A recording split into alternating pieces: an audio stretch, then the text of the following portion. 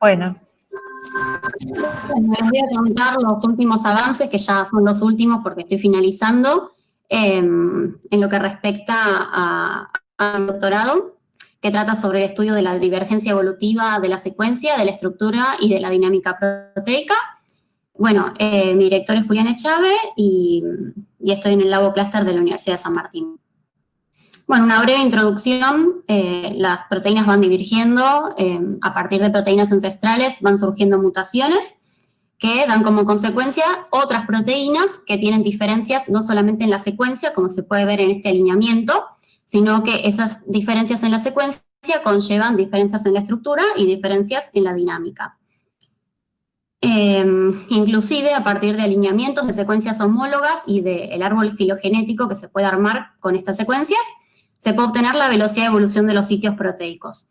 Esto es una evidencia de selección natural, ya que si no existiera selección natural, en principio podemos suponer que todos los sitios evolucionarían a la misma velocidad, porque no hay ningún motivo por el cual algunos sitios evolucionarían más rápido y otros más lentamente.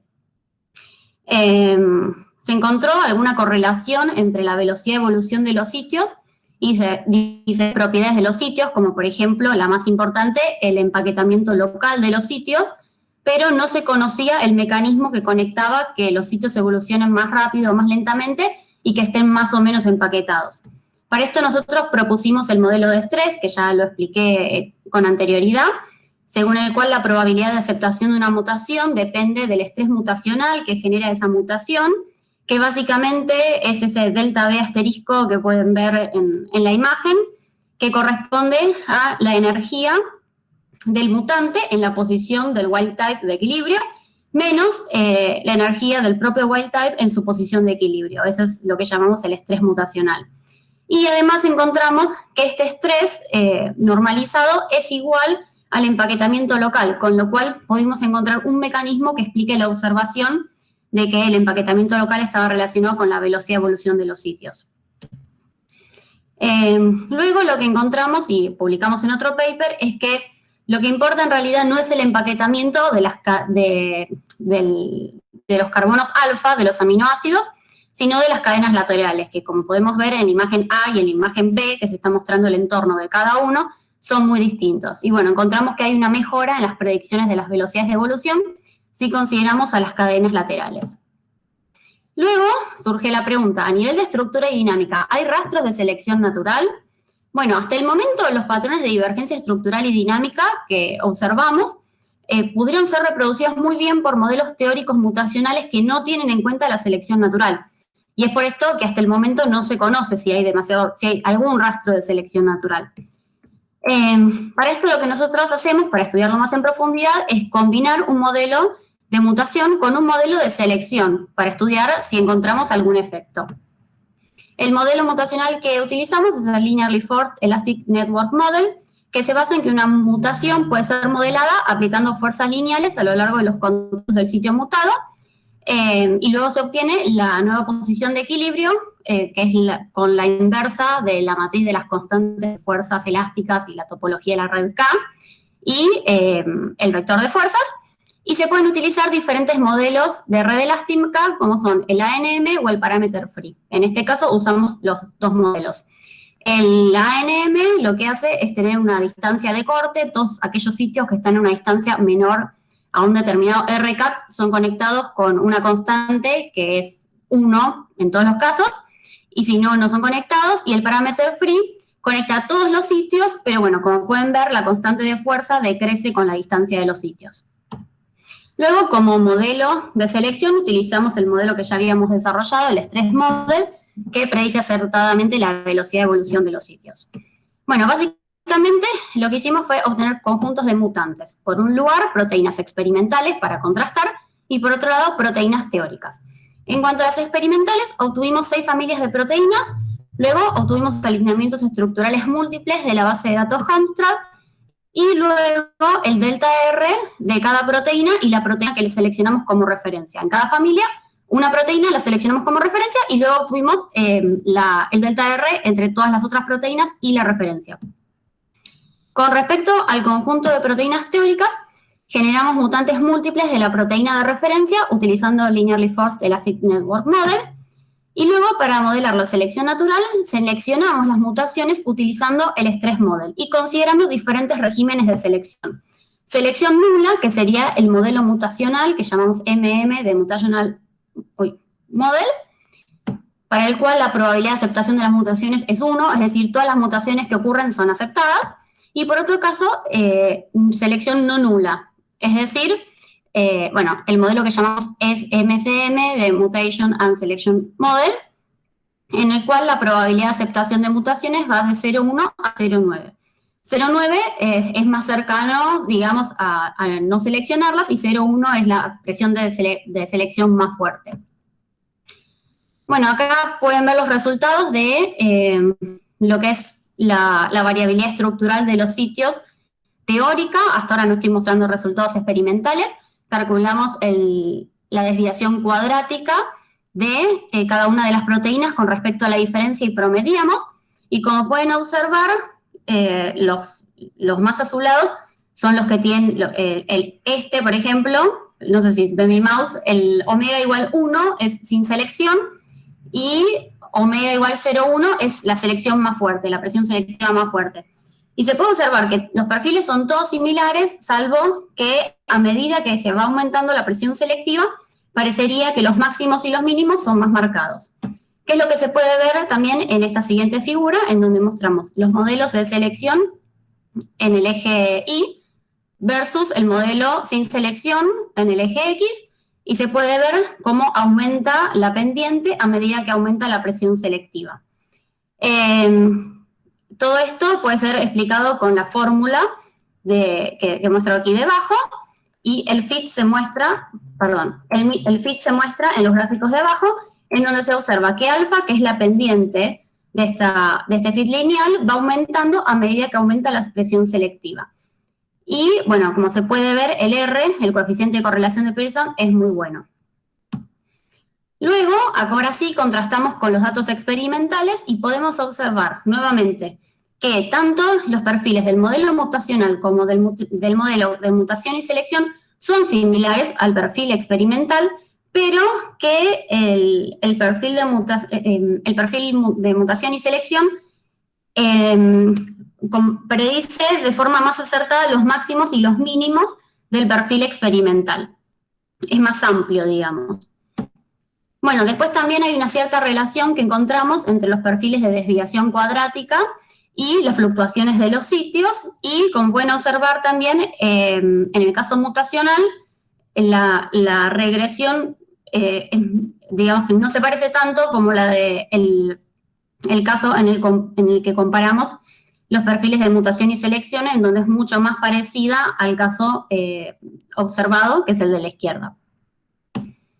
Bueno, después, para comprobar si el modelo es robusto y si se obtienen diferentes o los mismos resultados para diferentes modelos de red elástica, comparamos qué pasaba con diferentes modelos. Yo lo que les mostré hasta el momento es el ANM con un nodo por sitio en el carbono alfa de cada aminoácido, y acá les muestro también el ANM con 2 nodos por sitio, uno en el carbono alfa y otro en la cadena lateral de los aminoácidos, y por otro lado el parameter free con un nodo por sitio, siempre en el carbono alfa. Y se puede ver que los resultados son más o menos similares para todos los modelos, es decir, que estos resultados son robustos. Bueno, esto está publicado en un paper recientemente. Y bueno, básicamente las conclusiones son que el patrón general de divergencia estructural es similar para conjuntos teóricos y experimentales, y solo se observa un escalado, o sea, la selección natural básicamente escala los perfiles de los perfiles mutacionales. Después yo no mostré la dinámica porque, bueno, todavía no está el paper y me pareció mejor hacer hincapié en lo que era estructura, porque además en dinámica no encontramos rastros de selección natural. Y bueno, básicamente el patrón general de divergencia estructural y dinámica es robusto con respecto al modelo que se utilice para las predicciones, que eso es lo que vimos en la última diapositiva. Entonces, la evolución estructural y de la dinámica de las proteínas puede ser reproducida con un modelo puramente mutacional que no considera la selección natural, siendo el efecto de la selección natural muy mínimo y secundario, solamente escalando los perfiles. Esos son básicamente, a ver si salgo, ahí está. Bueno, María Laura, muy interesante el trabajo. Vos ya estás como en los finales de la tesis, más allá de este año tan extraño que estamos viviendo. ¿Cómo tenés programado la finalización de tu tesis? ¿Para cuándo? ¿Qué cosas te faltaría completar? Bueno, en cuanto a créditos, ya los tendría todos, falta que me pasen unos créditos, que eso lo escribí en el informe, que hubo un problema administrativo y no me pasaron el final del curso de bionanotecnología, y con eso ya estaría. ¿Te acordás, Alejandro, que lo habíamos hablado por mail? Sí, sí, lo charlamos y bueno, eso se va a resolver, eso se va a resolver. Sí, bueno, esos serían los últimos créditos que me faltarían y ya estaría. Y bueno, después estamos iterando sobre la tesis y calculo que, bueno, no sé cuándo se podrá volver a presentar tesis, pero... Las tesis las podés presentar, o sea, estamos haciendo una modalidad virtual de presentación de tesis, o sea que cuando vos tengas tu tesis ya escrita y los créditos listos, la podés presentar. Está bien. Bueno, no sé, Alejandro, si vos tenés preguntas sobre el trabajo. La verdad que es muy claro.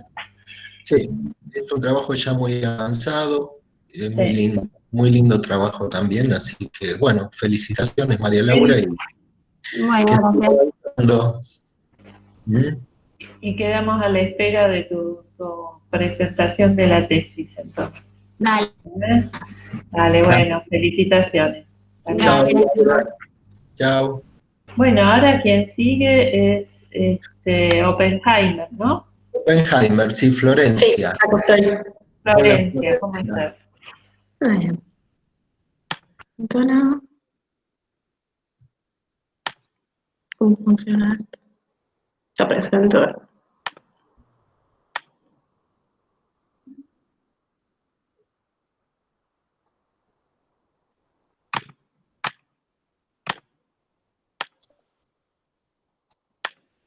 ¿Ahí se ve? Sí, se ve bien. Perfecto. Bueno, ¿qué tal? Buen día. Mi nombre es Florencia Oppenheimer. Estoy haciendo mi tesis de doctorado en el Instituto Milstein, bajo la dirección de la doctora María Eugenia Balañá y del doctor Gustavo Leirós. Y el título de mi tesis es Neogénesis de folículos pilosos en sustitutos de piel compuesta generados por ingeniería de tejidos. La piel es el órgano más extenso del cuerpo. Se calcula que para un hombre de 1,80 m y unos 75 kilos abarca un área aproximada de 1,8 metros cuadrados. Si bien la piel cumple varias funciones, voy a destacar estas tres, que es ser la barrera contra las infecciones, ser el regulador térmico del organismo y mantener el balance hídrico. Además, la piel está compuesta por tres capas. Una capa más profunda, que es la hipodermis, una capa intermedia, que es la dermis, y una capa superior, que es la epidermis. La piel tiene la capacidad de regenerarse y repararse a sí misma.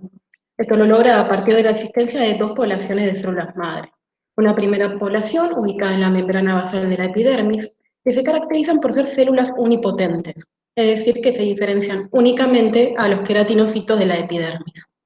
Sin embargo, existe una segunda población ubicada en la región del bulge, de los folículos pilosos, que se caracterizan por ser células multipotentes, es decir, que son capaces de diferenciarse tanto a los queratinocitos de la epidermis, como a los sebocitos de la glándula sebácea, como a los 8 tipos celulares distintos que conforman al folículo piloso.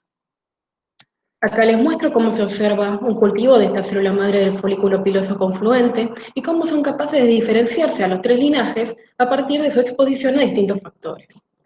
Las células del folículo piloso se caracterizan por la expresión de una proteína en particular, que es la K6HF. El folículo piloso se genera únicamente durante la etapa embrionaria.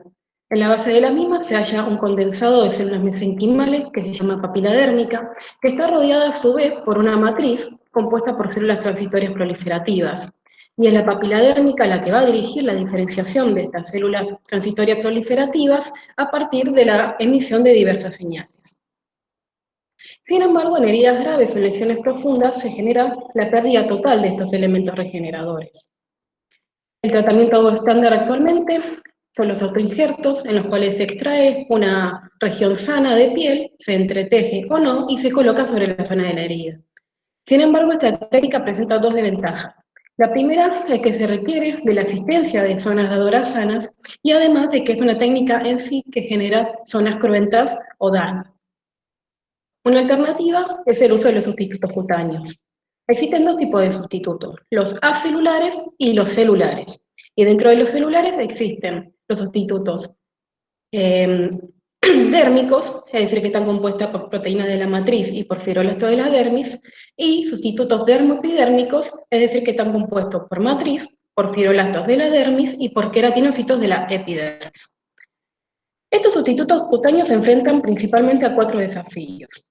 Primero, que deben exhibir la función barrera de manera inmediata, deben evitar el rechazo inmunitario, deben adherirse al lecho de la herida y además deben vascularizarse de manera eficiente y adecuada. ¿Por qué? Porque una mala vascularización de los injertos puede resultar en una infección, en la necrosis parcial del sustituto, en particular de la epidermis, o directamente en la pérdida total del sustituto. Existen dos series de estrategias para evitar que esto suceda. Por un lado está la generación de sustitutos angiogénicos, es decir, que estimulan el crecimiento de los vasos una vez injertados, y por otro lado existen los sustitutos prevascularizados, en los cuales se generan estas redes vasculares previa implantación en el paciente. Nosotros nos vamos a concentrar en estos. ¿Pero qué es la angiogénesis? La angiogénesis es la generación de vasos sanguíneos a partir de vasos preexistentes. Muy brevemente, a partir de una señal angiogénica, se induce la producción de una proteasa que degrada la matriz perivascular y la membrana basal. Comienzan entonces, las células endoteliales comienzan primero a migrar y luego a proliferar, generando los denominados brotes. Estos brotes comienzan a elongarse y a extenderse, generando la luz interior, y finalmente se genera un proceso de maduración en el cual se vuelve a sintetizar la matriz extracelular, se vuelve a generar la membrana basal y quedan conformadas las denominadas asas por donde es capaz de fluir la sangre. Además, cuando en un tejido normal se genera una herida, al inicio se genera una respuesta angiogénica exuberante o exorbitante, demasiado elevada. Sin embargo, la mayoría de las células endoteliales que participan de esta respuesta entran en apoptosis o en la muerte celular programada. Por lo tanto, una vez que la herida sanó, se generó un lecho capilar maduro. En antecedentes del laboratorio habíamos observado que el agregado de células de la papila dérmica aisladas a sustitutos dermoepidérmicos favorecía no solo la neovascularización temprana, observado a partir de un mayor número de vasos sanguíneos observados en el injerto, sino que colaboraba también con la posterior maduración de la red neovascular.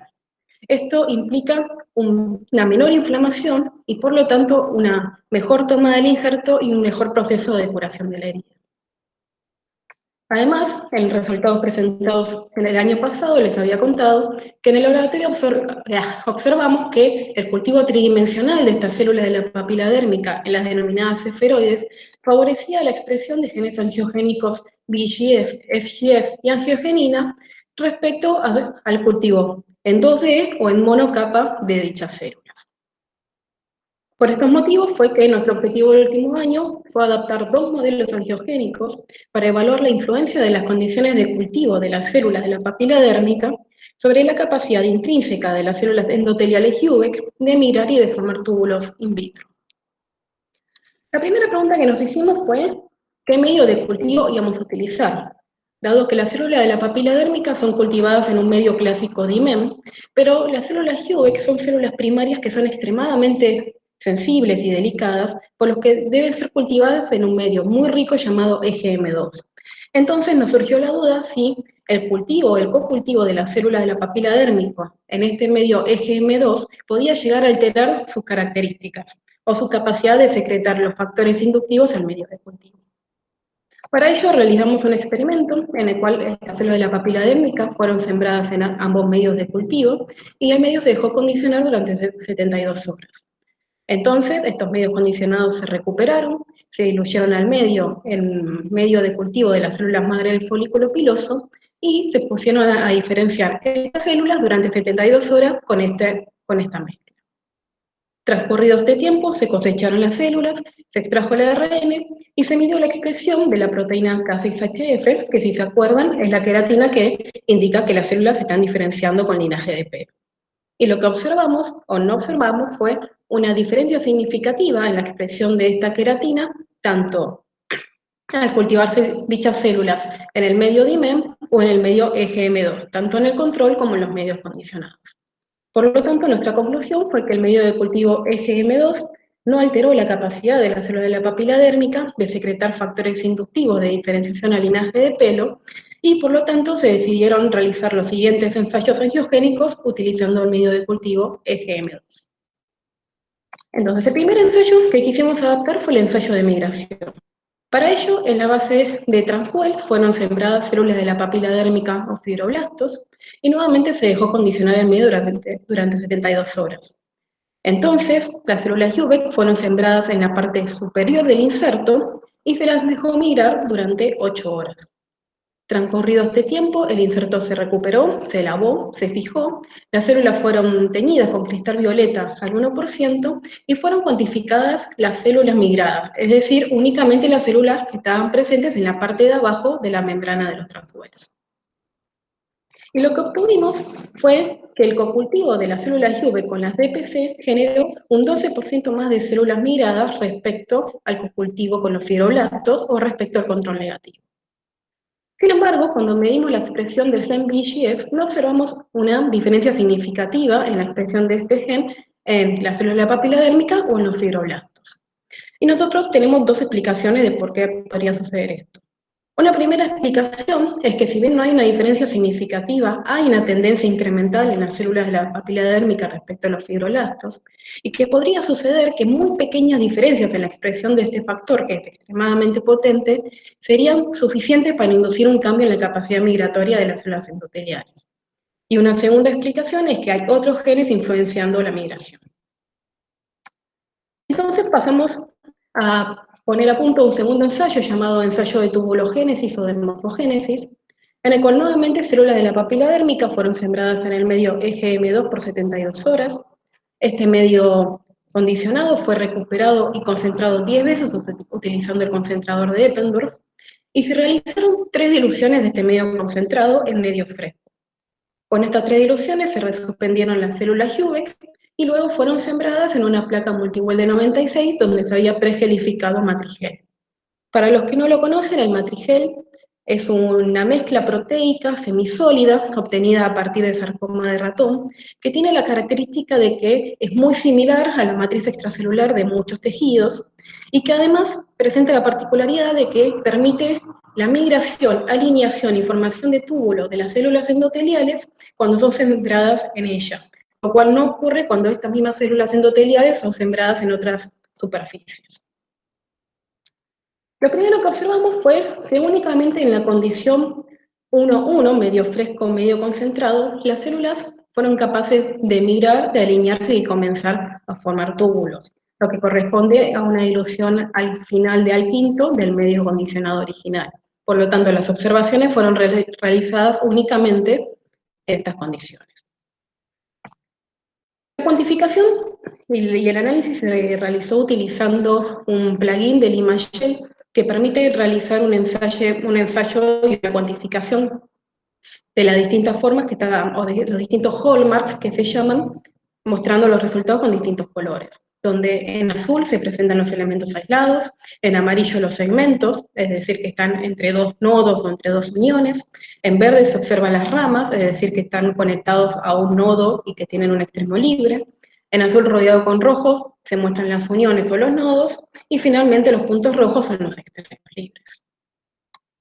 Y lo que observamos al cuantificar estos hallmarks fueron diferencias significativas en la longitud total, en la cantidad de segmentos y en la cantidad de uniones en el cultivo o en el medio condicionado de las DPC respecto al control. Y esas diferencias se maximizaron a las 5 horas post cultivo. Esto significa que el medio condicionado de las DPC estimuló la capacidad de las células Jubeck de formar capilares estando estas sembradas sobre el matrigel.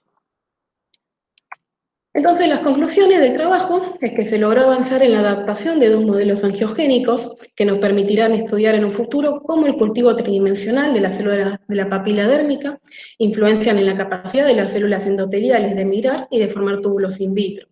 Y esto, a su vez, nos va a permitir continuar estudiando si el agregado de estos esferoides a los sustitutos dérmicos podrían llegar a favorecer su vascularización, mejorando así la toma del injerto y el cierre de la herida. Muchas gracias. Gracias, Florencia. Bueno, avanza el trabajo de tesis, ¿no? Avanza. Lento pero firme. Veo que hiciste algunas materias, histología animal, en ciencias exactas, biomateriales, Sí. en la UNAM, y programación. Bien. Sí. Bien, no, me parece también muy interesante. Estaba viendo el tema de las DPC en las microesferas, que comentabas un problema de posible necrosis por falta de difusión de oxígeno, ¿no? Claro, eso no lo conté por un tema de falta de tiempo, pero sí, para poder comparar, así que en el momento tengo las diapositivas.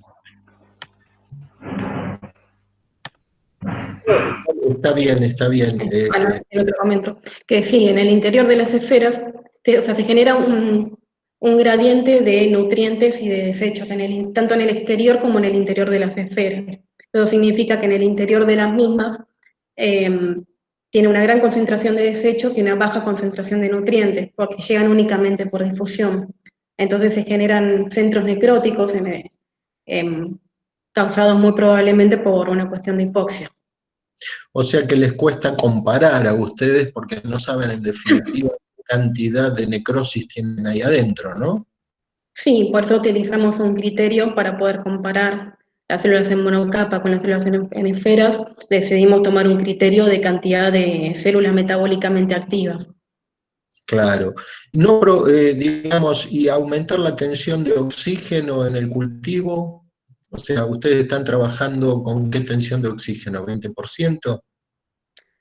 Sí, es la estufa clásica de 10% de dióxido de carbono, con la presión normal de oxígeno. Claro, por una posibilidad, digamos, para evaluar un poco digo yo, ¿no? Sería ver, digamos, para evaluar la necrosis, sería tratar de aumentar un poco, hacer algún tipo de cultivo aumentando la tensión de oxígeno, o sea, subirlo del 20%, qué sé yo, al 50%. ¿Qué diámetro tienen las microesferas? Depende mucho de la cantidad de esferas. Cuando nosotros medimos el diámetro, originalmente utilizamos 50.000 células y ahora estamos utilizando 5.000. O sea, bajamos casi 10 veces la cantidad de células, pero estamos hablando del orden de los 100, 200 micrómetros. Ajá, bien. Bueno, no, se puede calcular aproximadamente, si ustedes tienen una idea de cuál es el coeficiente de difusión del oxígeno en esas células, digamos, se podría más o menos intentar ver, digamos, hasta qué diámetro pueden aumentar, ¿no? Bueno, no, era nada más un comentario. Bueno, muy, muy interesante el trabajo, así que, Bueno, bueno, en lo que a mí respecta, bien, no tengo más preguntas. Susana. No, a mí también me resultó muy interesante y me resultó muy interesante las últimas imágenes que mostraste donde aparentemente se generan esos túbulos de ramificados de toda la ramificación vascular, ¿no? La verdad que es una imagen muy linda, me pareció que hayas visto eso así a través del microscopio, está muy bueno. sí, es la ventaja de utilizar el matrigel, que Claro, la migración y la alineación se ve muy muy bien, claro. la verdad que es una imagen impactante, me gustó mucho. Muchas Así gracias. que bueno, felicitaciones y y bueno, no, más preguntas no.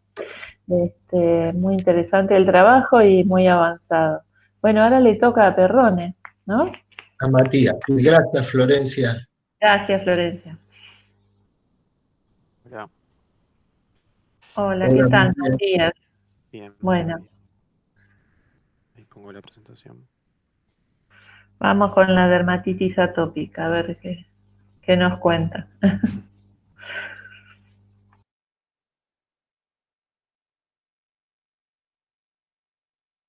Ahí se ve.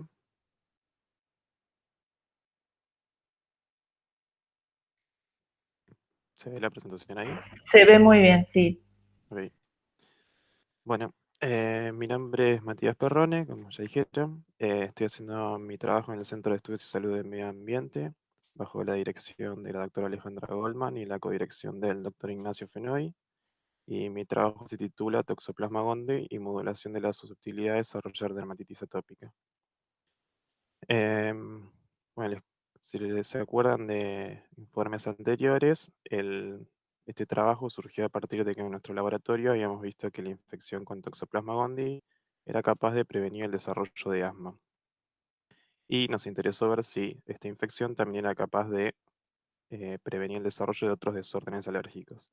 En este caso elegimos la dermatitis atópica, que es una enfermedad que se caracteriza por un aumento de anticuerpos de tipo IgE contra el alergeno, aumentos de mediadores proalérgicos, perdón, como citoquinas de tipo 2, y aparición de infiltrado celular en dermis y epidermis.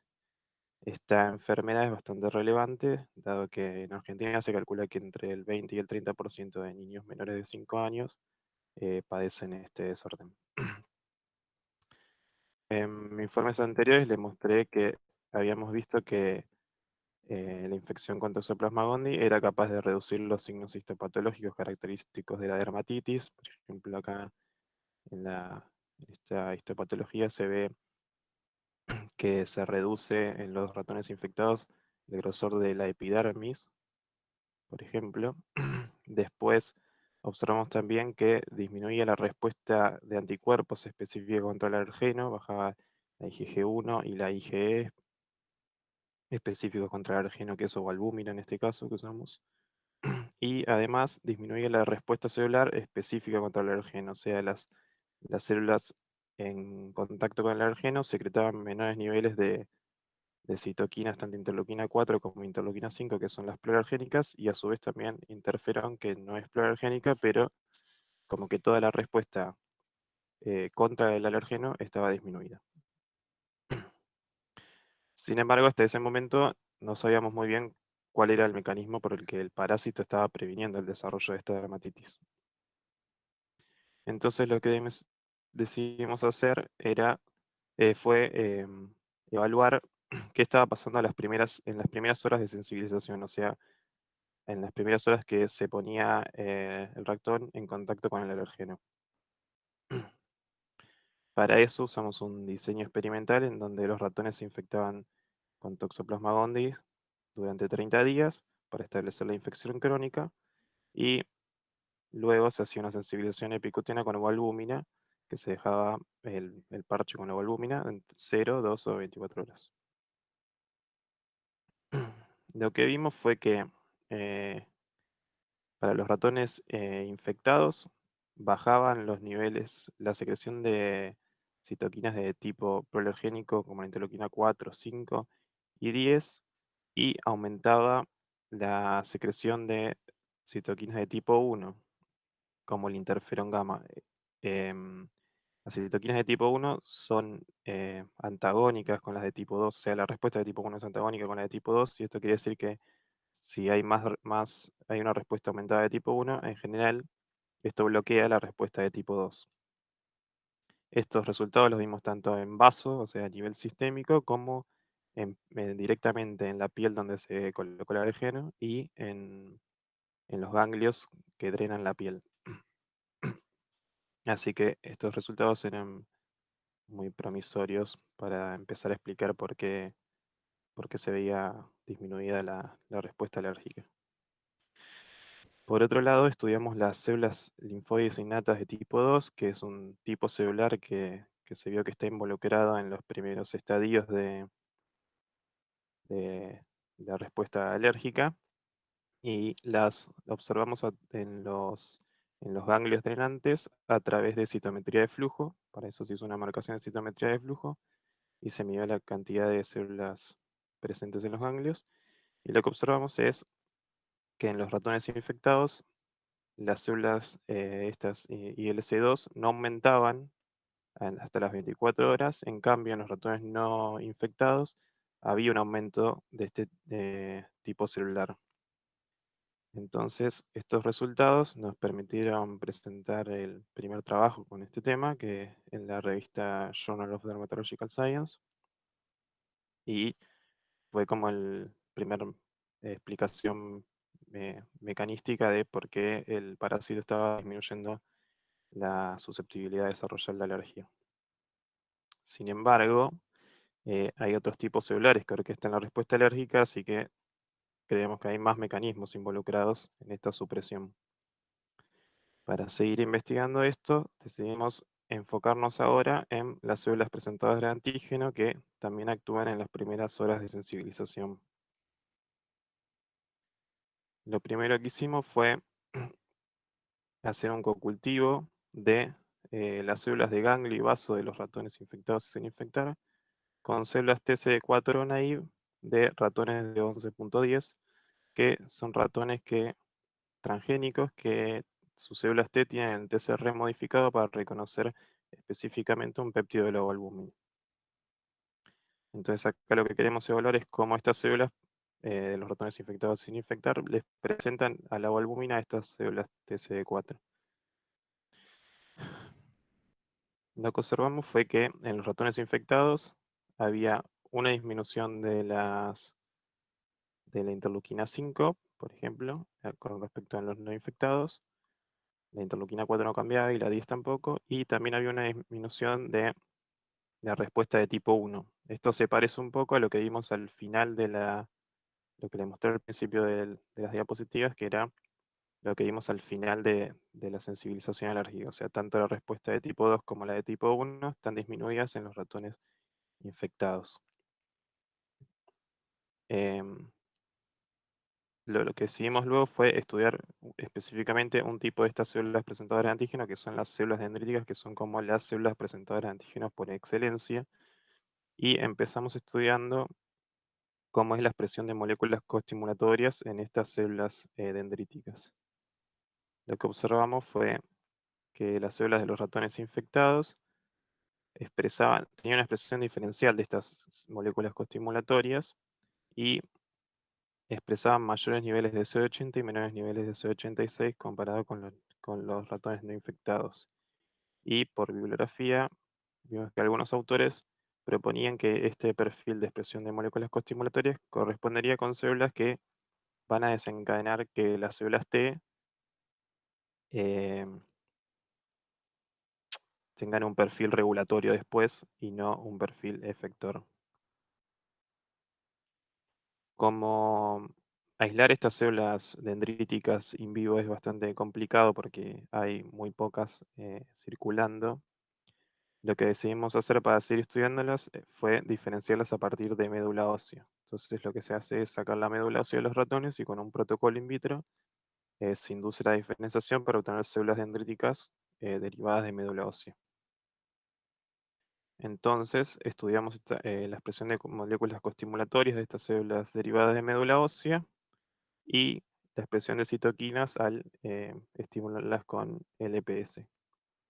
Lo que vimos en este caso fue un poco distinto. En los ratones infectados había mayor expresión de CD80 y CD86, y cuando se les estimulaba con LPS, las células dendríticas estas de los ratones infectados expresaban menores niveles de interleuquina 6, menores niveles de interleuquina 10 y mayores niveles de interleuquina 12. Por bibliografía, este tipo de perfil coincide más no con un perfil regulatorio como habíamos visto antes, sino con un perfil efector. Para que fuera un perfil regulatorio, esperábamos que hubiera mayor secreción de interleuquina 10 y menor secreción de interleuquina 12. Entonces, para confirmar esto, lo que decidimos hacer fue hacer un cocultivo de estas BMDCs con las células TCD4 que les expliqué antes, que reconocen el péptido. Lo que vimos en estos resultados preliminares fue que a pesar de tener ese perfil que parecía más de tipo efector, las células, estas BMDC de los ratones infectados, hacían que las células T liberen secreten menores cantidades de interferón gamma, o sea, una citoquina de tipo 1, y una tendencia a aumentar la secreción de interleuquina 10, que en este caso se actuaría como citoquina regulatoria. Entonces, a pesar de que el perfil pareciera un tipo de efector, podemos ver que está existiendo algún tipo de regulación sobre la secreción de citoquinas. Sin embargo, como estos resultados son preliminares, todavía nos falta medir las citoquinas de tipo 2 como la interleuquina 4 y 5 para sacar una buena conclusión. En paralelo también hicimos lo que se conoce como reacción mixta de linfocitos, que consiste en colocar estas BMDCs que vienen de ratones Bol-C con células T provenientes de C57, que es otra cepa de ratones, que son estos ratones negritos. Y esto nos permite también ver cómo es el perfil de estas células dendríticas. Lo que vimos en este caso fue también que las células dendríticas que venían de los ratones infectados generaban una disminución tanto de la respuesta de tipo 1, bajando los niveles de interferón, como la respuesta de tipo 2, bajando los niveles de interleuquina 10 y una tendencia a bajar los niveles de interleuquina 5. Y bueno, como último experimento que pudimos hacer antes de la pandemia tuvimos la oportunidad de acceder a estos ratones transgénicos que expresan la proteína verde fluorescente bajo el promotor de las células dendríticas, que es C11C, lo que permite seguirlas in vivo, y a su vez expresan un receptor de la toxina histérica también bajo el promotor de las células dendríticas, lo que permite que al inyectarle toxina histérica a los ratones, permite depletar completamente las células dendríticas de este ratón, por lo que es una herramienta muy poderosa para nosotros para ver cuán importante es la acción de estas células dendríticas en la supresión de la respuesta alérgica. Sin embargo, estos ratones están hechos a partir de ratones C57, que son los negritos que les mostré antes, y todos nuestros experimentos están hechos en ratones Val-C, que son los blanquitos. Así que antes de hacer cualquier experimento teníamos que probar si nuestro modelo de alergia funcionaba efectivamente en estos ratones, porque no todos los ratones, todas las cepas de ratones se comportan igual para un mismo modelo. Así que hicimos el modelo de alergia y lo que vimos fue que tanto en vaso como en ganglio se obtenían resultados similares a los que habíamos obtenido para los ratones Val-C. Bajaba la secreción de interleuquina 5 en los ratones infectados. También hay una tendencia a bajar la secreción de interleuquina 10. Había unas tendencias a aumentar el interferón, tanto en ganglio como en vaso. Y bueno, todos estos resultados, aunque fueron pocos ratones, por eso la estadística tampoco es muy buena, coinciden más o menos con lo que vimos en los ratones Val-C. También medimos la expresión de moléculas coestimulatorias en las células dendríticas in vivo y vimos el mismo patrón que habíamos visto para los ratones Val-C. Los ratones infectados tenían mayor expresión de CD80 y menor expresión de CD86, al igual que como habíamos visto antes en los Val-C. Entonces, en conclusión, pudimos replicar el modelo en los ratones transgénicos, lo que valida fuertemente nuestras observaciones anteriores y nos da herramientas para continuar con la investigación sobre las células dendríticas. Confirmamos además que la respuesta inmune innata es diferente entre los ratones crónicamente infectados y los ratones normales. Y en particular propusimos el mecanismo este de la ILC2 que nos permitió publicar el primer trabajo sobre este tema. y los resultados que obtuvimos sobre las células dendríticas muestran diferencias entre los ratones normales y crónicamente infectados que nos permitirían explicar un poco el rol de las células dendríticas en la disminución de la sensibilización alérgica en los ratones infectados. Listo. Muchas gracias. Bueno, muchas gracias, Matías, por tu presentación. La verdad que muy, muy interesante.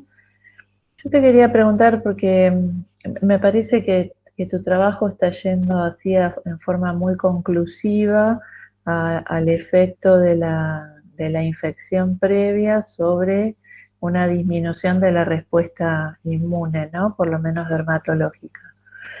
Ahora, eso después, ¿vos pensás que con qué facilidad se podrá extender a humanos? ¿Qué similitudes hay entre los sistemas linfáticos de los ratones y los sistemas linfáticos de los humanos? No, en esa parte es bastante parecida, por hacer como una simplificación. El tema es que no podemos infectar a las personas con Toxoplasma No, Gondii obviamente. para que no les dé alergia. Me refiero a la respuesta inmune, si vos es parecida. Claro, la idea sería, sí, la respuesta inmune es similar. La idea sería después buscar por ejemplo, alguna proteína del parásito que esté involucrada en llevar a cabo alguno de estos mecanismos, o todos, no sé, y poder generar, no sé, algún tipo de vacuna o tratamiento utilizando esas proteínas. Bueno, perfecto. Vos ya estás desde el 2016, ¿no? O sea, unos 4 años. Claro. ¿Cómo andás con los cursos? Este año, Los cursos ¿hiciste ya algunos terminé. cursos? Sí, hice el laboratorio de biomateriales y introducción al aprendizaje automático, una materia de programación también. Y con eso creo que debería tener 21 créditos, así que con eso ya estoy. Bueno, bárbaro. No sé vos, Alejandro, si querés hacer alguna pregunta, pero la verdad que es súper interesante. Sí, muy bien. Sí, sobre todo que se haya confirmado con diferentes tipos de ratones y todo, la verdad que es súper interesante. Sí, eso es lo último que podemos hacer. ¿De dónde provienen? ¿El qué? No sé. Los transgénicos, los ratones. Nos lo cedió un investigador de la UBA. De la UBA. Bien. Bueno, Matías. Y a mí me quedó, perdón, me surgieron ¿qué población de ratones estudias entre o sea, cuáles son el tamaño de tus muestras de ratones de control y los infectados y Claro. no infectados? Sí. En general usamos 5 ratones por grupo experimental, más o menos, para cada hora. Por ejemplo, en lo que hacemos varias horas, hay 5 ratones a las 0 horas, 5 ratones infectados y 5 sin infectar, y así. Está claro. Bueno, muchas gracias. Muchas gracias, Matías. Bueno, muy bien, felicitaciones y esperamos tu pronta presentación de la tesis acá en un par de años. Esperamos. ¿No? El año que viene, en teoría. El año que viene. Dale. Viene Elena San Marcos, ¿no? Elena, sí. Hola, ¿qué tal? Hola. Buenos días. Buenos días, Elena.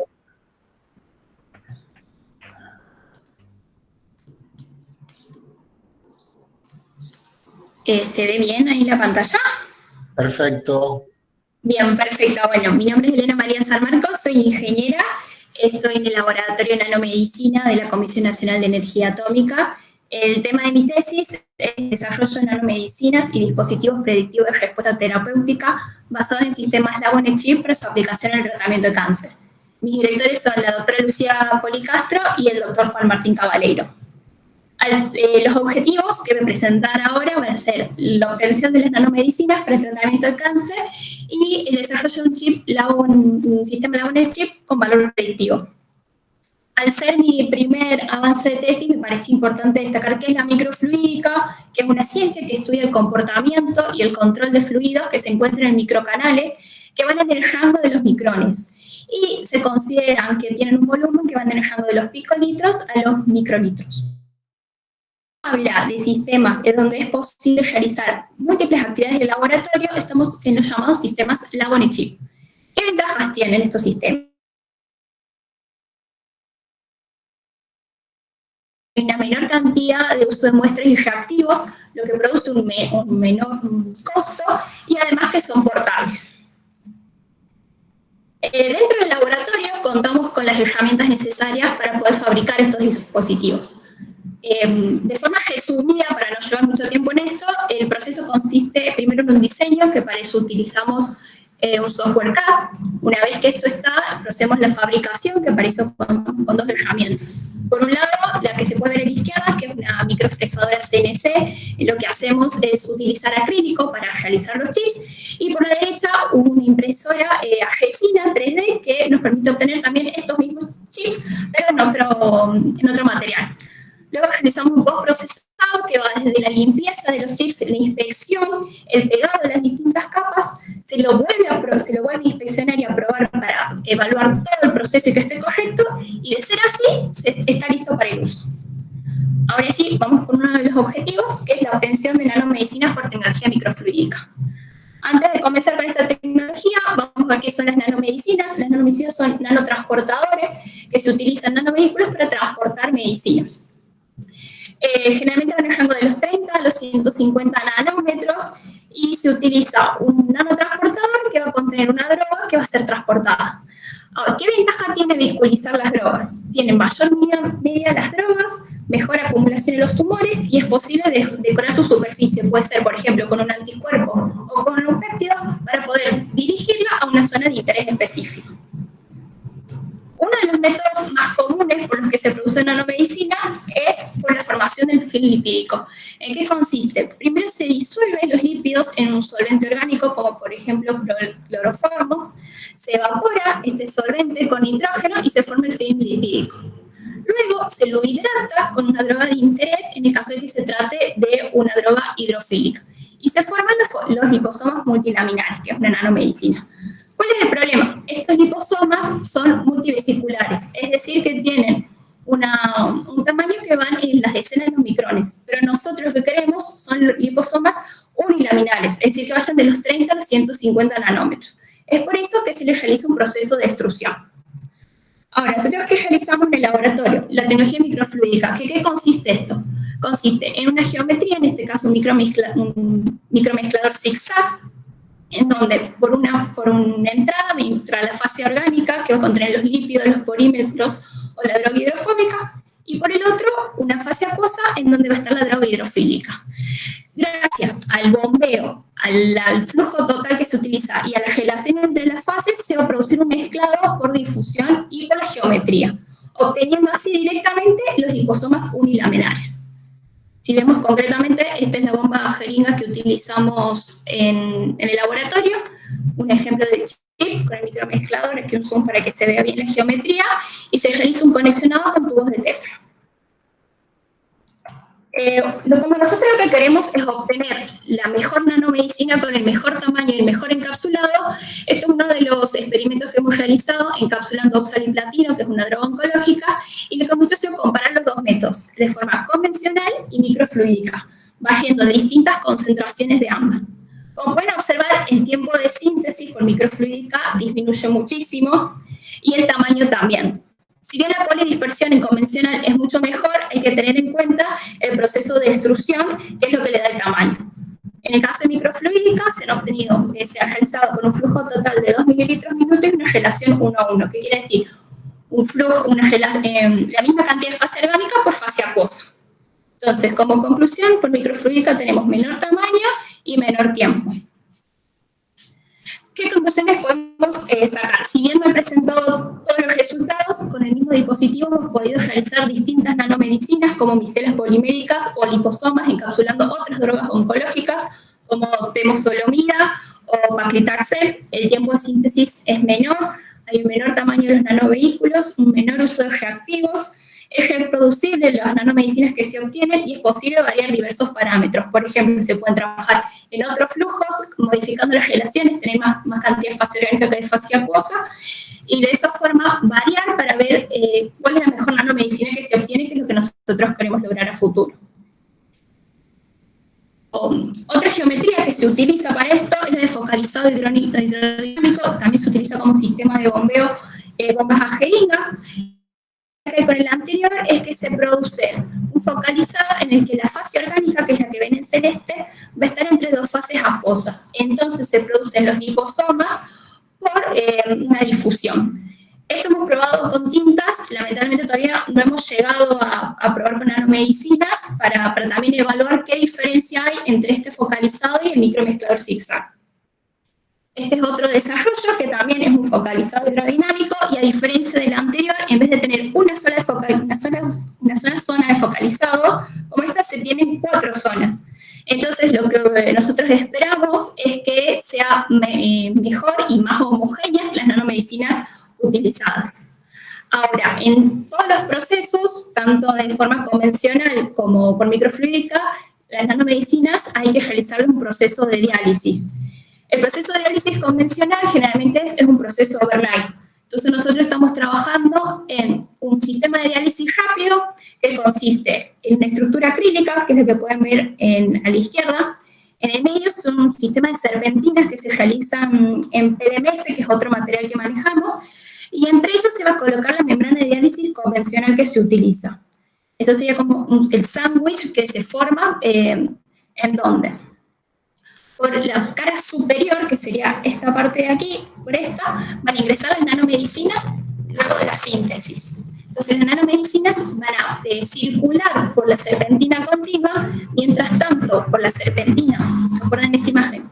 Que tiene islas, va a circular el buffer fresco. De esa forma, constantemente va a estar ingresando buffer fresco para que se produzca la diálisis. Y vamos a tener 2 salidas. Por este, las nanomedicinas ya dializadas, y por este, las sustancias de desecho que va a contener la droga que no se ha encapsulado y el solvente orgánico. Si bien estas imágenes son con tintas, todavía no hemos podido realizar los experimentos pertinentes que nos permitan decir qué flujos y cuánto tiempo y qué relaciones son las mejores para obtener esta diálisis y poder compararla con la tecnología tradicional. Por último, el otro objetivo es el desarrollo de un dispositivo microfluídico de cultivo celular para la evaluación predictiva de las respuestas a fármacos para su aplicación en cáncer. Este es un esquema del dispositivo. Lo que nosotros buscamos a través de este dispositivo es obtener parámetros cuantitativos que permitan evaluar el efecto citotóxico a diferentes fármacos en cultivos celulares derivados de biopsias de pacientes, seleccionar el más efectivo y utilizarlo en ellos. Como pueden ver, consiste en 2 partes, vamos a llamarlo así. Por un lado, el generador de gradiente y por el otro, las cámaras de cultivo, en donde cada generador va a estar conectado a una cámara y donde se va a evaluar específicamente una concentración de droga. Para simplificar el análisis de este dispositivo, hemos separado en 2. Por un lado, las cámaras de cultivo y por el otro, el generador de gradiente. Este es un esquema de cómo serían las cámaras. Si pueden apreciar, el chip está pegado, son 2 capas de acrílico. Entonces, a diferencia de un well tradicional, no se puede sacar la tapa para poder o cambiar el medio o sembrar por ahí las células. Y también, si observan la superficie, es mucho menor que lo que estamos acostumbrados. Entonces, el primer desafío ha sido evaluar la densidad celular, si estas se adherían al material, si mantenían viables o no, cuánto tiempo, cómo se iba a sembrar y si era necesario un coating, es decir, un material distinto al que estamos acostumbrados a trabajar. Este es uno de los primeros resultados que hemos obtenido y de los primeros experimentos. Son todas células de glioma de cáncer de cerebro, son líneas celulares, salvo la SN40, que es un cultivo primario derivado de paciente, en donde se puede observar una buena viabilidad, una buena adherencia. Y para evaluar la viabilidad hemos utilizado un LIPDED, un método fluorescente, en donde se puede observar en verde las células vivas y en rojo las células muertas. Este es otro experimento donde hemos agregado además una HCT116, que es una célula de cáncer colorectal, donde se ven que las células se mantienen vivas. Es posible evaluar células vivas y células muertas. lo cual es bueno, pero todavía no tenemos definido cuál es el método sembrado adecuado y cuál es la densidad adecuada para que las células se mantengan vivas durante 72 horas aproximadamente, que es lo que buscamos, y que sea posible luego agregarle los del generador gradiente que les había estado comentando. Esto ya ha sido publicado por el doctor Cabaleiro. Lo que nosotros hemos hecho en el ha sido evaluar con un colorante la formación del gradiente y ha sido evaluado por espectrofotometría, que es lo que pueden ver a la derecha, en donde se forma efectivamente el gradiente. Entonces lo que queremos es, en el corto plazo, cuando estén dadas las condiciones, poder unir los dos sistemas ya para poder tener el sistema completo y ver realmente si es posible cumplir el objetivo. Entonces, ¿qué conclusiones podemos decir hasta el momento? Las células presentan buena adherencia, se mantienen viables, se puede usar con distintos cultivos y con distintas drogas oncológicas, como les he presentado.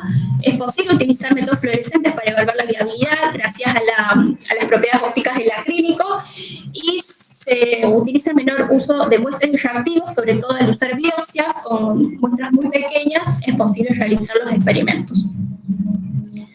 Bueno, estos son los congresos que hemos presentado en todo el laboratorio a lo largo del año. Las materias, estas dos son las obligatorias, que economía está en curso.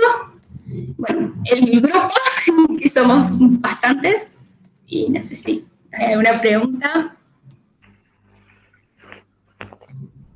Gracias, Elena. Bueno, te quería preguntar, hiciste una materia, veo que has hecho una materia de biomateriales. La de UNSAM. Y esta materia figuraba, vos habías puesto como que figuraba de agosto a noviembre. ¿Cómo es que? Me he puesto mal el año, les he puesto 2020 y 2019. Me he dado cuenta de día, sí. Por eso yo decía, ¿cómo la aprobó si todavía no estamos en noviembre? Revisándolo, perdón. Bien. Bueno, una pregunta por curiosidad, porque la verdad que es un trabajo recontra interesante, ¿no? O sea, se están aplicando un montón de cosas acá. El tema de los liposomas, ¿no? Sí. Ustedes decís que hacen liposomas de monocapa para lograr un tamaño más pequeño. ¿Qué están usando ahí? ¿Fosfolípidos? O sea, algún tipo de molécula anfipática. ¿Qué están utilizando? Estamos usando distintos lípidos. Lo que pasa es que, bueno, he presentado paclitaxel, que es el de mi tesis, pero en realidad estamos trabajando con distintas drogas que realizan mis compañeros de laboratorio. Digamos, yo soy el soporte, pero depende de cada droga, generalmente cambiamos la configuración de lípidos. Puede ser lipepc, POPC, colesterol, vamos variando y vamos modificando eso también. No es que tenemos una sola configuración que utilizamos, lo mismo que con las micelas poliméricas. Y van modificando así la fluidez de la membrana, digamos que utilizan lípidos insaturados. La verdad que no me acuerdo qué tipo de lípidos son. No, está bien, no era para... O sea que todavía no han probado introducir los antígenos en esos... No, o sea, experimentos míos propios no, que los chicos hayan realizado en sus respectivos trabajos doctorales, sí. Ajá. Pero todavía míos todavía no le hemos agregado ningún anticuerpo, ningún péptido. Bien. Y otra preguntita que te quería comentar, veo que han trabajado también, sembraron líneas celulares, sí, tumorales y de cultivos primarios, ¿no? Sí. Y decía que estaban viables 48 horas. ¿No sería esperable que las líneas celulares hubieran estado más tiempo viables? Nosotros hemos intentado limitar a ese tiempo. La verdad es que al ser tan chica la cámara, si no hay una buena adherencia de las células y uno intenta cambiarle el medio, como por ejemplo para que estén más días, al cambiar el medio viejo, si no se han adherido, uno las extrae. Entonces la cámara queda vacía. Entonces por eso estamos todavía en etapa de evaluación de cuál sería el mejor método de sembrado para que las células se adhieran y uno pueda cambiarles el medio, por ejemplo, y así hacer que duren más. Pero hasta ahora lo hemos acotado en ese tiempo, en 48, 72 horas, que era lo que a nosotros nos interesaba, ver que por lo menos vivan. Claro, claro. Bueno, felicitaciones, Elena, muy lindo trabajo. No sé, Susana, si tenés alguna otra pregunta. Sí, yo tenía una curiosidad, muy lindo el trabajo, la verdad. Cuando presentaste la cámara esa de diálisis, Sí. a ver si la comprendí bien. Vos en cada Sí. acrílico marcás un surco y haces como un sándwich. En el medio pones la membrana de diálisis y haces circular por un surco un fluido y por el otro, con la membrana en el medio. Así sería. Ahí vuelvo a compartir, así Sí. vamos a la presentación y es más fácil. Esta sería la membrana completa, la estructura completa. Sí. Esta sería la estructura completa en acrílico. Ajá. Estas capas, estas tres de abajo están pegadas y este de arriba es desmontable. Entonces Ajá. lo que uno hace es abrirlo y colocar esta estructura que es de PDMS, que es polidimetilsiloxano, que es como una silicona. Entonces es muy rígido. Entonces se coloca esta capa, luego se coloca la membrana, todo hidratado, todo como método común, y esta por encima, la de abajo por encima. Entonces queda como un sándwich. Pero Claro. esta parte es desmontable. Está bien. Aquí no sé Pero si vos- llega, esta es la membrana que está en esta partecita. Sí, ahí se ve bien, ahí se ve bien. Bueno, no, esa curiosidad constructiva, la verdad que es muy, muy interesante y bueno, adelante con el trabajo. Gracias. Felicitaciones. Bueno, Chau. y ahora queda la última presentación, que es la de Vives. Leandro Vives, sí. Leandro Vives, ¿estás por allí? Estoy, no sé si me ven ya. Sí, Sí, Hola. te vemos, te ¿Qué vemos. tal? Hola, ¿Cómo les ¿qué tal? va? Buen ¿qué tal? día. Muy bien, buen día. Bueno, vamos a ver. Voy a presentar. ¿Cómo voy a presentar?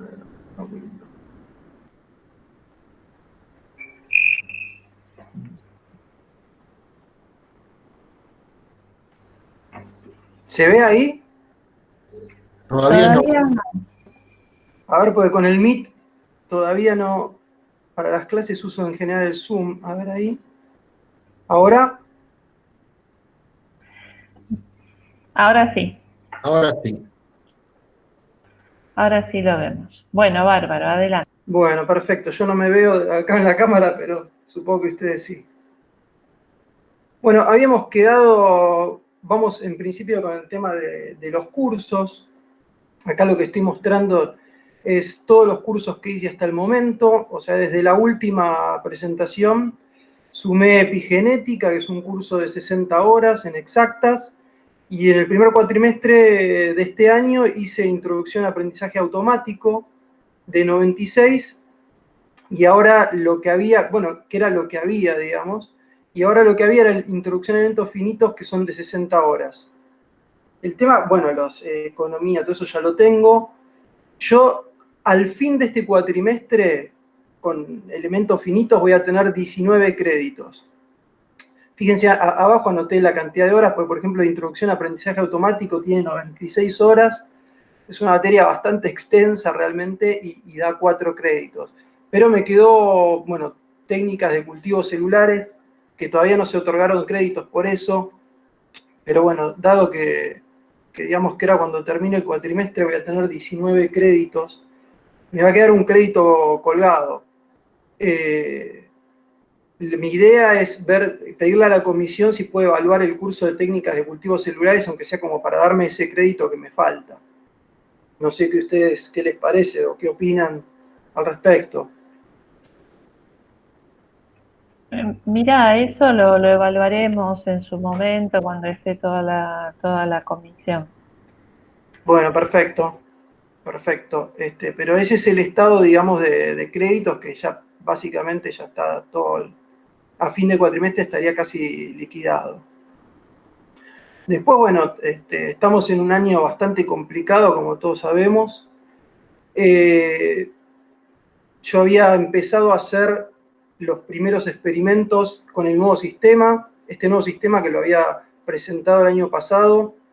Habíamos terminado de desarrollarlo con todas las mediciones y bueno, por suerte se publicó en la revista Bioelectromagnetics este año, en junio, lo publicaron. Así que bueno, ya tenemos un sistema publicado y preparado no solo para esta tesis, sino para todos los que quieran realizar alguna tesis en el futuro en este tema. Con respecto a los experimentos, bueno, empezamos a hacer, a fines del año pasado, empezamos a hacer los experimentos con este equipo que es un generador de campos magnéticos, que es el más utilizado en el país, ya lo había dicho, para magnetoterapia, con el siguiente protocolo, o sea, sembrando 8 placas P30 con 50.000 células cada una, ¿no? 4 controles, 4 para exposición, y comenzamos las exposiciones 24 horas después del sembrado. Y lo que realizamos son 2 exposiciones por día durante 48 horas, o sea, se realizan 2 días de exposiciones, 2 horas durante la mañana, 2 horas durante la tarde, como para simular un tratamiento, y a las 96 horas se analiza la proliferación con la técnica de MTT, ¿no? Y se lee en un lector ELISA a 492 nanómetros. Estos experimentos no son sencillos, muchas veces el experimento no sale por algún problema con las células. Nosotros trabajamos con células con fibroblastos provenientes de un cultivo primario, de un donante sano. Pero bueno, hicimos los primeros experimentos con estas señales que vemos acá. Estos son lo que genera el equipamiento Son señales de pulsos bifásicos de distintas frecuencias. Los pulsos tienen una amplitud de 2 milisegundos y una separación de 8 milisegundos. Y después lo que hace el equipo es separarlos en un tiempo tal de, digamos, de tener frecuencias de 25 Hz, 10 Hz, 5 Hz y, por ejemplo, 50 Hz. Hay una modalidad muy utilizada que es la de 50 Hz on-off, que está una cantidad de tiempo encendido y una cantidad de tiempo apagado, y nosotros utilizamos estas 4 señales más los 50 Hz de línea para hacer una comparación, digamos, tener una comparación con los 50 Hz, digamos, que serían campos a los que uno podría estar expuesto o debajo de una línea de alta tensión o cerca de algún aparato, digamos, o una estación transformadora. Y el nivel, digamos, el nivel máximo que puede, digamos, se puede aplicar en el sistema de exposición, que es sería el equivalente a 1 militesla BRMS, o sea que es un valor pico de 1,41, como para estandarizamos por el valor pico, digamos, como las señales son distintas, digamos, no son senoidales, estandarizamos por el valor pico, que es un valor de 1,41 militesla, digamos. Entonces hicimos experimentos con estas señales, con estas exposiciones. Como les digo, hubo algunos experimentos que hubo que descartarlos por un tema de que las células no respondieron, o a veces mueren, o a veces no responden igual. Y los resultados son los siguientes. Nos llamó mucho la atención que lo que se ve es una tendencia a menor proliferación en las expuestas, al contrario de lo que pensábamos. Acá lo que se ve es la absorbancia en distintos casos. Se ve que hay una tendencia sobre las expuestas, una tendencia de menor proliferación. Acá en 5 Hz no se ve nada, pero igual significativo solamente encontramos 2, que es el caso de los 10 Hz, con P menor a 0,01, y en el caso de la señal senoidal, digamos, de línea de 50 Hz. Y después de esto, bueno, esto se hizo a fines del año pasado, también entre las vacaciones del personal del Instituto de Investigaciones del Hospital Italiano, y después ya en marzo tuvimos esto de la pandemia y bueno, el instituto quedó cerrado y estamos ahora a la espera, desde ese momento estamos a la espera de un protocolo de regreso que todavía no ha sucedido. Así que, en fin, las células volvieron a congelarse. Como les digo, bueno, esa es la mayor dificultad con la que nos estamos enfrentando ahora. Otra dificultad es que nosotros tenemos MTT, conseguimos el MTT y está congelado, pero bueno, eso se degrada con el tiempo y bueno, existe la posibilidad de que se degrade, eso lo tenemos que probar cuando se vuelva, cuando esté el protocolo y podamos volver, vamos a tener que probar el MTT, pero la idea para continuar apenas todo esto vuelva a cierta normalidad es repetir estos experimentos, repetirlo en la otra bobina, digamos, porque este sistema de exposición, digamos que se pueden intercambiar las bobinas, que esa es la idea, volver a realizarlo intercambiando las bobinas y después hacer un análisis por citometría de flujo, de ciclo celular. Esa es la idea y ahí ya terminaríamos y bueno. Y mientras tanto voy escribiendo algunos capítulos de la tesis. Bueno, Leandro, muchas gracias por la presentación. Te quería hacer una consulta, porque Sí. vos dijiste que el cultivo base es de un donante sano, ¿sí? Sí. No sé, yo no domino tanto la biología, por ahí Alejandro también nos puede ayudar en esto, pero ¿podría haber variaciones de estas observaciones si la célula de cultivo base fuera de otro donante o no? ¿O pensás que no? No, yo creo que sí. Yo creo que sí, sobre todo por la revisión de la literatura que hay dando vueltas. Ese es el problema como para estandarizar, como para... se sabe que se tiene una idea de que la proliferación se ve afectada por los campos, pero todavía no se sabe muy bien si es para más o para menos. Yo estoy probando con estas señales porque nunca fueron probadas todavía estas señales de este equipo. Claro. Y se tiene la idea de que este equipo aumentaba la proliferación. Ajá. Yo estoy encontrando que no. Igual esto lo tengo que confirmar. Todavía lo tengo que confirmar. Esto sería, digamos, la primera tanda. Claro. Pero podría pasar que haya un cambio por cuestiones que no conocemos. De hecho, este fue el tercer paciente al que, digamos, pudimos cultivar las células. Hubo otro paciente que las células no crecieron y también sano, y las cultivamos y no crecieron. No pudimos obtener, como decir, una línea de esas células como para poder trabajar. Claro. Hay una cantidad de variables grande. No, eso seguro. Sí, la magnetoterapia se supone que ayuda a desarrollar los fibroblastos, ¿no? Pero por lo menos esa es lo que se dice cuando te dan Sí. ese tipo de terapias. Pero bueno, no sé vos, Alejandro, ¿qué opinás al respecto? Sí, iba justamente a preguntar un poco lo mismo, ¿no? Cuando se trabaja con cultivos primarios, los cultivos primarios tienen mucho menor duración. Supongo que debe haber líneas inmortalizadas de fibroblastos. La pregunta Sí, es si no te convenía trabajar con líneas inmortalizadas de esa manera. Es cierto que te estás alejando un poco, te estás alejando del objetivo, que en última instancia es ver qué ocurre, digamos. claro. Pero también yo creo que te ayudaría trabajar con líneas inmortalizadas porque, bueno, te ahorras mucho trabajo y sabes que esas líneas van a durar, ¿no? Sí, eso es cierto. Lo que pasa que, por un lado, lo que acaba de decir de que aleja un poco de la realidad, si bien igual sabemos que no es lo mismo las células, digamos, en un cultivo que en el ser humano.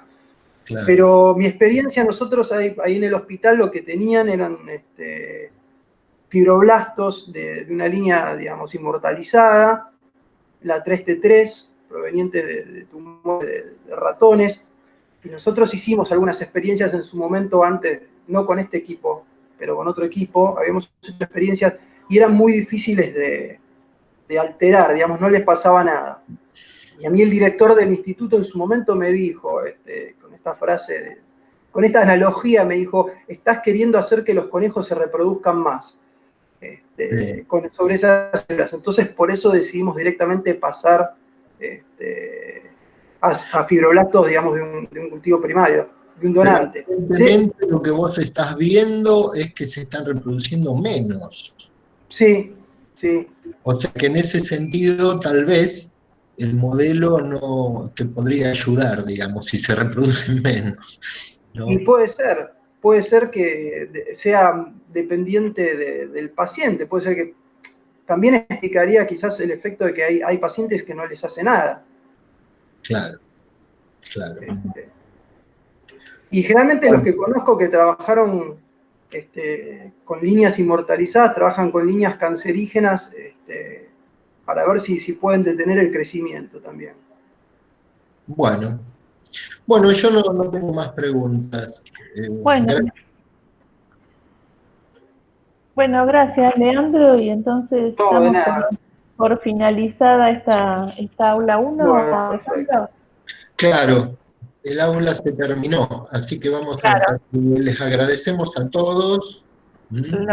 Sí, los felicitamos, les agradecemos, continúen trabajando a pesar de este año difícil que estamos teniendo y bueno, después está el aula 1 versión tarde, de la tarde, que es más sobre el área de materiales, que también están invitados a participar. Bueno, vamos cerrando, voy a finalizar la grabación.